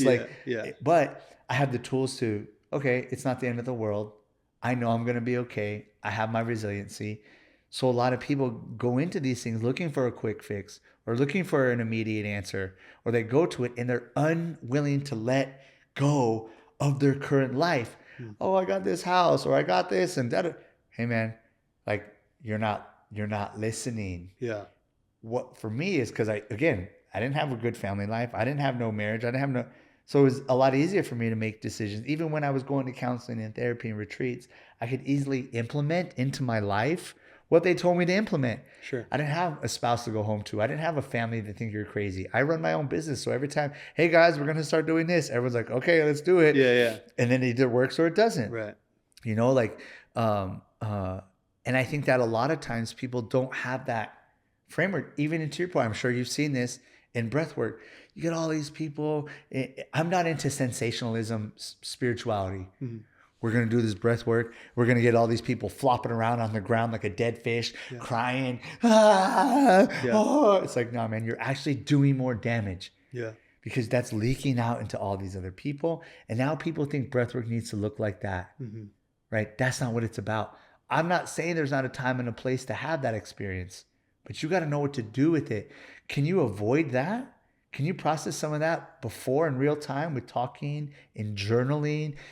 Softly going into those things, right? Can you softly introduce to someone, like for me at OPT, I have people that have breakdowns all the time in the ice, sobbing in the ice. But we've built up to these things. Or when it happens, people at OPT are like, Joey's doing his thing. Everyone's there. They're like, no, Joey's got it. And it's a softness. It's not a shut it down. But it's also not a let's really amplify these tears. It's like, let's listen. Let's get the sage. Let's get the palo. Let's get to tobacco. Maybe sing a song. Let this thing come out softly. Mm-hmm. I don't need 50, 100 people doing this at once. That's why I don't like doing group stuff. And that's why I respect you so much. We've talked about this, right? And guess what? And we talked about this too with the XPT. The reason I chose XPT over Wim Hof is because there's a system to it, right? I can take this system and loosen it a little bit. Yeah. But if I start with this, where do I go? Where do I go? Yeah. And I really like that. But what I love about Wim Hof, he's Mr. Love. Just breathe. Yeah. Correct. Because a lot of times when I teach meditation or breath, I'm not so like, you're not belly breathing. Oh, you're not doing it. It's like, hey man, just move oxygen right now. Let's just he opened up the gates for so many of us. And that's what I love about him. Right. But then when I am working with someone, or I am working with an athlete, I am working with someone that's moving through some PTSD stuff. Yeah. Right. Let's follow this protocol. Whether it's box, whether it's 4 in, 7 out that I just saw you talk about, whether it's maybe a triangle breath, 10, and you 10, can 10, move from it, right? but you got to start with 6 some by mechanics. 6. Right. When I'm in the sauna with people, it's like, hey guys, we're gonna do a 10 in, 10 out, and I'll play like a little bell, or I'll just cue them. And I have people that are claustrophobic, like, I don't know. It's like, let's just do 10 by 10. Let's just 10, 10. Yeah. And then what do you know? They're like 20 minutes, like, oh my God, I've never been able to do 20 minutes in the sauna. Yeah, like, and then they're in it. And then it's like, okay. But if I were to just say, just breathe. Right. So I think that there is a system for it. And knowing in and out, but it's the same thing when people come to me now. Hey, I want to go to the jungle with you and live in Hold on. It's the same thing. Let's with see the plant. we might not need to start there. Sure. Let's start here first. Let's build a framework first. Let me see you get your nutrition right. Let me see you get your sleep right. Let me see you get this journaling down. Let me see how you have some of these hard conversations. Let's talk about some of your unresolved trauma. Let's talk about some of your anxiety or your blockages. Let's get some of that first. So then what is we can go do something. Yeah, what is like let's say all that happens, then what does the plant medicine serve as in the structure, in the protocol? So what I tell people now is like, this is what's great about the sacraments with people, right? Or I get so mad at when I listen to some people like on Joe Rogan and they have, oh, I would never do this and never do this and never. I'd say, hey man, I guarantee you take these 5 grams of mushrooms and you sit in this darkness for a night. Yeah. Your whole life would change. Yeah. But you don't want to do that. Why? Because you're going to have to admit that you were wrong. And you have too much to lose now. You have too much to lose. But that's the whole rigidity. I know this to be true. I know. It's like, you don't know nothing, man. You actually don't know nothing. And you're so scared to be wrong that you just talk about it like, we're just going to put it in this thing and go away. Yeah. But every single culture before this, what do you think those Egyptians were doing? Yeah. Or again, all these. So I say that because what it does is it's going to show you things that you can't even imagine in terms of your own. So like for me with my own, I read the books about alcoholism. I'd done the studies about alcoholism. I went to therapy about alcoholism. When I did that first ayahuasca ceremony, it showed me on a spiritual level what alcohol was doing to me. Why I was drinking alcohol. Yeah. How I would use it to, right? And it was the hardest weekend of my life. But it somatically changed me. It literally repatterned the neuroplasticity, created new pathways to think about alcohol, feel about alcohol, what was in a way that I've never even knew existed. So it's like some of these things will show you things you didn't even know were there. And that's what's exciting about it. But again, I already laid the groundwork to do this. Yeah, that's beautiful. Right? There's certain times. So I wonder if you even get access to that if you haven't laid that groundwork. And that's what's hard. But sometimes it just blows you wide open. Yeah. And it can set you on a good path. Yeah. But if you don't know what to do with it, you're raw, you're sensitive, and now all of a sudden you want to be a shaman. Or now you want to go and it's like, well, now you're trying to create harmony in your life. Yeah. Like I love this Buddhist saying that I learned from Duncan Trussell. It's like, tend to the garden you can teach. That's it. I'm only trying to tend to the garden I can teach. I'm not trying to teach hundreds of people or thousands of people. Right. I just want to tend to the garden I can touch. And that's it. It's more manageable for me that way. It's less stressful for me that way.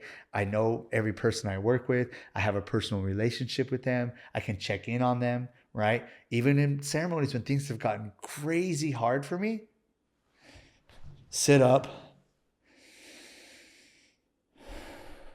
and just breathe. Back. Yeah. But guess what?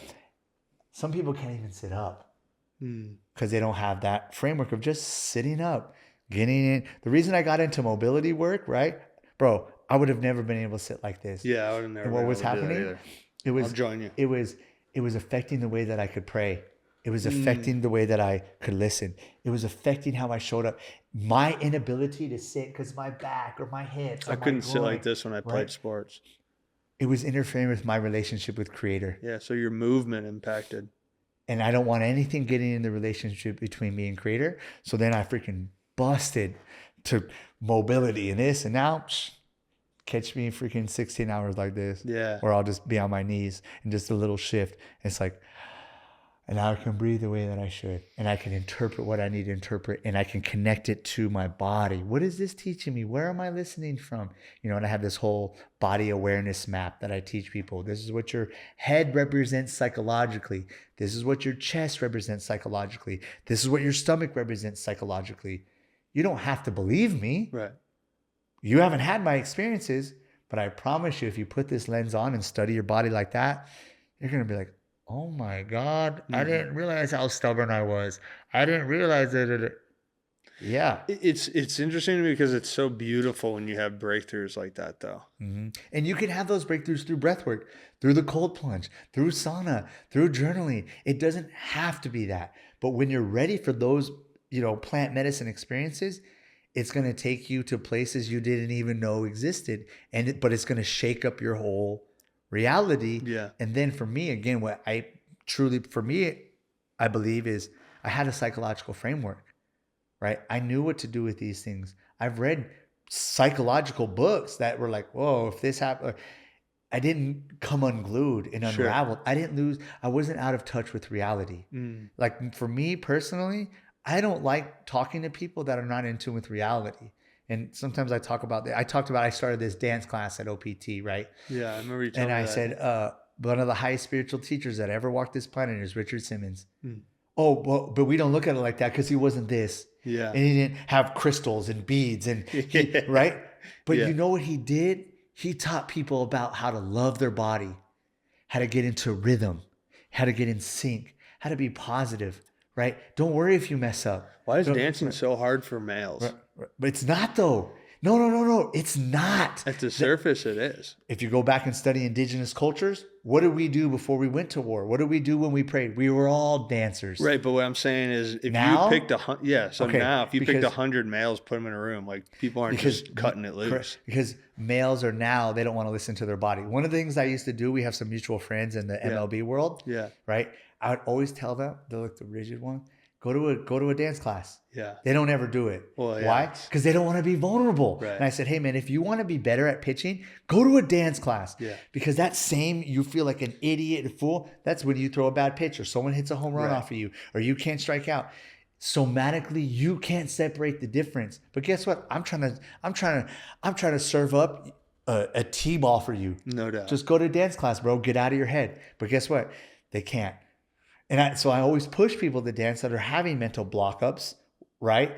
Because you got to get out of your body. If you're going to listen to the you got to be willing to look like an idiot. Yeah. So guess what? I'm going to throw this freaking curveball right here. This dude can rock it. But if I'm unwilling to look like an idiot, then I'm always in my head. Yeah. I mean, I feel like that's so much of the post-playing career beautiful process that I see a lot of my friends, including myself, that go through. Because when you're in the sports, your ego is what I think sports are unique to other crafts because you start at a young age. So you start loving baseball for the most part when you're 5 and you can perceive that. I mean, in my first grade class, I wrote down I want to be a Major League Baseball player. So it's like, I'm already like doing this, thinking it, talking about it. And when you're now 26 and it's 20 years later and you're actually a professional athlete, everything in your life has accumulated to that. So it's like all your awards in high school, the way your families talk to you, everyone you know, like, and you see this with your athletes. Like I've said this to athletes who ask me a lot about, I get this every year. I actually just had a talk with my buddy this morning who just retired. No, he kind of got released, but he's going to retire. He's been in the big leagues for 10 years. He's in his 30s. He's never seen life outside of baseball. And we talked this morning, Sunday morning, we're having a morning conversation and we'll have more of them. So I'll share this with them later, but it's one of the things that I've told so many of my friends as they transition out and they always ask, right? What's it like? How's it going through? I'm having with a hockey buddy of mine right now. I would say the weirdest thing for most people is the first Thanksgiving that you have because your first holiday, it's not necessarily you. It's everybody around you because no one else knows how to talk to you. Okay, so check this out. Okay, but that's why I think dancing, to all your points, all that stuff is important because it gets you out of. You have to be a good dancer, right? And I don't mean choreography. Yeah. I mean rhythm, tempo, timing. Yeah, I mean all. You have to listen to something greater than yourself. Yeah, it's powerful. That's music. Yeah, it's coming. We don't know where that comes from. Right. So then I'm matching the essence of the music with the essence of my body and creating this bam, bam. But you have to be willing to go there, vulnerability with yourself. So then for me, when I talk about Richard Simmons, right, it's like that's what he did for people. He made them feel safe, comfortable, dance, sweat. And guess what happens when you start dancing and sweating? What happens to your breath? So now we got the endorphins, we got the dopamine, we got the serotonin, we got the adrenaline. You're in community. Yeah. All these things, you're hugging, you're dancing, human connection, right? Touch, right? It's like, oh my God, This is so transformative. So that's why I say, man, Richard Simmons is one of the highest spiritual teachers that ever walked this planet. But people are like, oh, he's a weird, he's this. It's like, you don't get it. You don't get it, because what have we done to the word spirituality, right? We've made it this. It's not that it's not this. Right. It's not only this though, Yeah. right? And it's also these other things that put us way more in tune to this. So for example, if Buddha walked in right here, I know for a fact he'd get down and dance with me. Yeah. I heard, you know what I mean? Because he's like that. Yeah.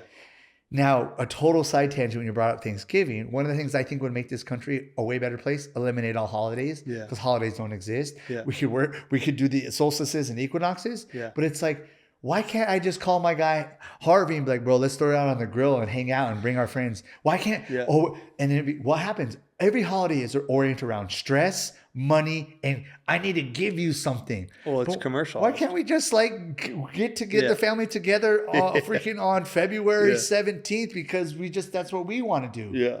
I think that like these different things, when you ask me, that keep us away from your Source, relationship right. with Creator, Yeah. your relationship with all these things. It's like these kind of things that people do not want to give up. Mm-hmm. It's like, and that's the letting of it. We got to let these things go, man. And I think for me, like we really got to look at those things on like a really deep fundamental level. Because guess what, bro? We could do all the breath work we want. We could do all the meditation. Ultimately, if we don't, as a society, make some of those, it's just never going to happen. Right. Like why can't, and back to like different, if you go and study the origins, for example, of Christmas, bro, it was around mushrooms. So, hey man, okay, we're going to keep Christmas, but every Christmas, if you're in my family, hey, here's 2 grams for you. Here's 2 grams for you. Here's 2 grams for you. We're all going to eat these together. Yeah. We're going to cry. We're going to laugh. We might have some hard conversations, but at the end of it, we're going to resolve our issues, and then we're going to have a lot of great food, and we're going to remember this moment for the rest of our lives. Sounds beautiful. Right? That's okay. Let's do that. Right? Those are the things that like keep us from a relationship with Creator. Right? And I've had to make those hard decisions when I tell my family, I'm not celebrating Thanksgiving no more. I'm not celebrating Christmas no more. I'm not celebrating these things no more. Why? If I'm going to give you a gift, I'll just give you a gift. Yeah. Or if I want to hang out with you, I'm just going to hang out with you. Yeah. You know, and I've had to have those hard conversations with my family. Like as a Native American, my whole family's white. I'm not celebrating. Here's why. And you're going to hear it from me. You can still celebrate. It's all good. But I don't want you thinking, right, I don't like you guys or I hate you guys. Right. But this is a spiritual foundation belief for me. And it's like, if you want to read this book and understand it, here you go. But no, we don't want to, because we want to hold on to these things that we hold so true. But it could be, again, to your point with baseball, the ego stuff, or it's like, I found everything here, changed my life. Right. Everyone talks to me about this. It's like, this is what I do. But can I pivot? I think just knowing you, the little that I do, you found that pivot. Full circle back to our guy, Tucker. Yeah. I told him last time we talked, I said, bro, I love you so much, Tucker. Like watching you pivot off of baseball has been so incredible, beautiful, man. And like you found the next thing that you want to do. And guess what? It's art. Yeah. It's like elements, snowboarding. Yeah, you took the deep dive. Right? Yeah. And then same thing, shout out to my guy, Levi Kelly, who's now like an MMA fighter. Like he just was like, baseball's done. I'm going to go this way. And it's like, oh, but I want to use this energy in a different way. And now he was able to like move off of it. Yeah. I mean, I think that it's hard. I mean, I didn't move off of it. I mean, I'm 10 years removed. Yeah. Well, I'm meeting you now. Yeah. That's what I'm saying. Yeah. 100%. And I think I have so much compassion for that process, because some people do really well move off it. You just said it really well. It's like an energy that you have to, it doesn't leave you. You still have the energy. It's a different essence. Yeah. And so like, and that's the only thing you know. Yeah. And I think, letting go of it, because then it becomes so beautiful. Like I always tell people this now. I know that I was a baseball player, but I don't know that I was a baseball player. Like it feels like that was just another, like I feel like I grieved it. Like it died.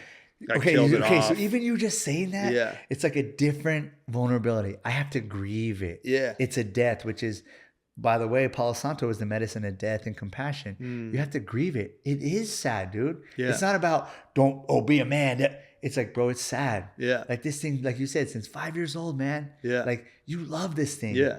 And how do I grieve? It's It's like a relationship, a divorce, a job change, a sudden death, a sudden illness, a sudden world catastrophe. The energy is the same. Yeah. But if you know how to like rework it and reframe it, I can pay its due, I can grieve, I can send it off in a good way. But where you have pivoted, you can use that same energy. Yeah. I'm waking up at this time. I'm going to learn about this. It's like, well, how much did you have to study to learn how to throw a fastball, a curveball, a knuckleball, a changeup? 100%. Right? You have to study and practice. And I need to work on my shoulder. I need to work on my, T-spine mobility. I got to work on my. It's like, I'm just doing that with the podcast. I'm doing that with my child. I'm doing that with, like you said, the breath work and the meditation and the sound bath and the music journey you're about to go on. Yeah. Right? It's like, hey man, guess what? You're going to have to study. You're going to sit up and whatever instrument you choose. You know what I mean? Like, yeah, it's powerful. I think in the breathing space, kind of hearing you say that to where my breathing game has changed. It's interesting because I feel recently in the last year or so, my teaching has become calmly, comfortably confident. But I've been teaching religiously, using that word in a discipline side, for 10 years. And it's like, and I was practicing for 5 years before that. So when I really reflect on it, it's like, it's just been reps. Yeah. Like just pure reps. And and I've seen bodies move. I can feel people's personalities when I first meet them. I'm telling you, it's and you say that to people. Like for me, I tell people, I just want you give me one Om. And I'll tell you everything I need to know about you. That's it. That's a beautiful. And it's because when you, like you said, rep after rep after rep after rep, I already know. Now that sounds so far out there. Yeah. But it's like, until you've done these reps, you'll know. It's like if I were to say, hey man, I'm going to throw this fastball. I want you to watch me one pitch. You would dissect everything I need to. Yeah. And I'd be like, no, bro, trust me. This is, right? Yeah. And I think that's what happened at the end of baseball for me when I became a professional. I could just pick a ball up and move, and I can still do it to this day. If I grab a ball, I can like get into the body and throw it. When your son starts to pick at that little plastic bat, you're just like, but it's all reps. It's all reps. And I think that goes back to your part. About the framework of psychology. And even thinking about, I had a big ego death at 19 when I had elbow surgery, and I really had to. I remember it. I mean, I was 19. I was pretty young, but I feel like I'm still at 35, the byproduct of that change. Because going into that 19, I was a heavy partier. All these things, didn't do school. Like I could be off on some of these numbers, but I had like a low 2 GPA. In college, my first year or two. And I think I graduated with my master's degree with, again, could be wrong, but like a 3.8. And it's like, how is that possible? Like, how does that the same human? Right? And it was like, I had such an ego death. And one of the things that I knew had to change is I was like, when I had elbow surgery, I was like, I might not play professional baseball. And I was not doing well in school because everything in my life was about baseball. So when that had to leave, I realized I needed to change my life because I really felt like my injury was because of my lifestyle. But then the irony of it was all these little things started to change. And one of them was school, because I wasn't at baseball, thinking about baseball. So I became curious about class for like the first time in my life. And I realized the second I got interested in school, I got good at it. And I was able to get like that. So it's like, well, then I always had that. Like I was always able to think. When I go back to, like, I was talking about this with my friend Matt yesterday. When I go back and study my childhood, everything that I loved as a kid, it's what I'm doing in my life now. Yeah. And that's how I feel. It's like, dude, I was always going to be That's the hero's journey. I was always going to be a storyteller. I was always going to be a writer. I was always going to be a leader. I was always going to be into the human body. I was always going to be, thinking about death. Right. I was always going to do that. 100%. And now I've just alchemized it to create more clarity, more softness. I think that's all your work that you've done on yourself, though. Yeah. And I agree 100. That goes back to you got it. It has to start here. Yeah. Right. We always want to say, it's like, the compassion out, that everything is always like out, but it's like, you have to actually embody it here. And that's why I like you, right? When I look at you, when I talk to you about you, it's like, dude, Harvey's like a genuine dude because it's coming from in to out most people are like, we're going to just talk about compassion. But when it comes to them or their direct family or bad things, like things that they hold so they don't, it goes in one ear out the other. Or it falls short. I call them styrofoam cup coaches. It's like, man, the second I put a little pressure on that shit, you break. Yeah. Apologies for the cuss word. It's like, Did great so far. That's, I know, dude. I was on a roll. But it's like, we have too many styrofoam cup coaches, beliefs, systems, practices. It's like, nah, dude, the cup that you got, the cup that I got is unbreakable. Right? It's like, no, man. And I want to end with this because I got to go. But we crushed it though. We talked about this, and I always, and you knew this, the root word for the word spirit is breath, right? Breath means sparar.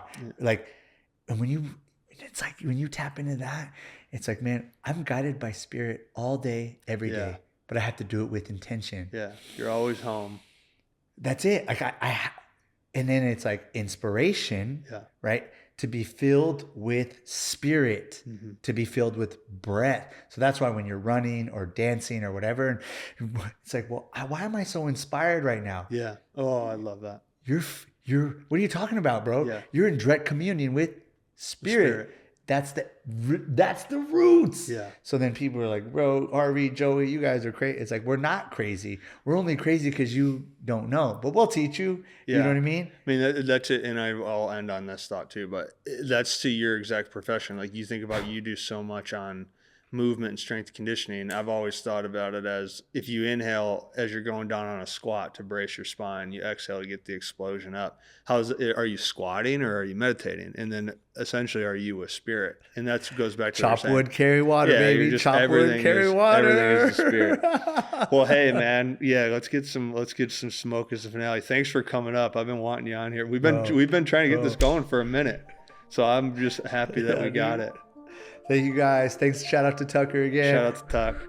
Love you, brother. Thanks for having me, Harvey. I appreciate it, dude. This was great. A lot of fun. All right. Cheers, guys. Thanks for tuning in.